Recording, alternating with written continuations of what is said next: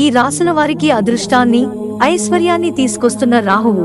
వేద జ్యోతిష్య శాస్త్రంలో రాహు కేతువులను ఛాయా గ్రహాలుగా చెబుతారు. ఈ రెండు గ్రహాలు ఏ రాసులపైన కూడా పెత్తనం చెలాయించలేవు, కాని ఈ రెండు గ్రహాల ప్రభావం అన్ని రాసుల వారి పైన తప్పకుండా ఉంటాయి. ఈ రెండు రాసులు తిరోగమన దిశలో కదులుతాయి. కుంభరాశిలో రాహువు సంచారం. రాహువు ప్రతి 18 నెలలకు ఒకసారి తన రాశిని మార్చుకుంటాడు. మే 18, 2025లో రాహువు కుంభరాశిలో ప్రవేశిస్తున్నాడు. ఈ సంచారం వివిధ రాశుల వారికి లబ్ధి చేకూరుస్తుంది. రాహువు కుంభరాశిలో సంచారం చేయడం వల్ల లబ్ధి పొందే ఆ రాశులను ప్రస్తుతం మనం తెలుసుకుందాం.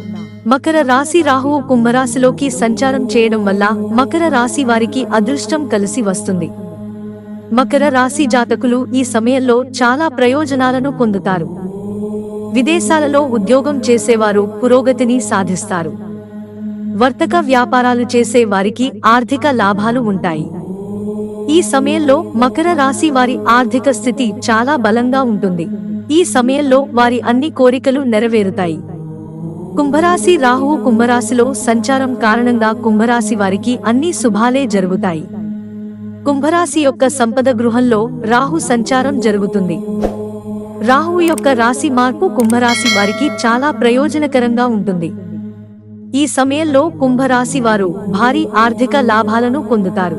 కుంభరాశి జాతకులు అపారమైన విజయాలను పొందుతారు. ఉద్యోగస్తులకు ప్రమోషన్లు లభిస్తాయి. మిథున రాశి. కుంభరాశిలో రాహు సంచారం కారణంగా మిథున రాశి స్థానికులకు లబ్ధి జరుగుతుంది. ఈ సంచారం మిథున రాశి వారికి చాలా అనుకూలంగానూ లాభదాయకంగానూ ఉంటుంది. వర్తక వ్యాపారాలు చేసేవారు తమ రంగాలలో అపారమైన విజయాలను సాధిస్తారు. ఉద్యోగస్తులకు ఉద్యోగాలలో పురోగతి ఉంటుంది. నిరుద్యోగులకు ఉద్యోగ అవకాశాలు లభిస్తాయి.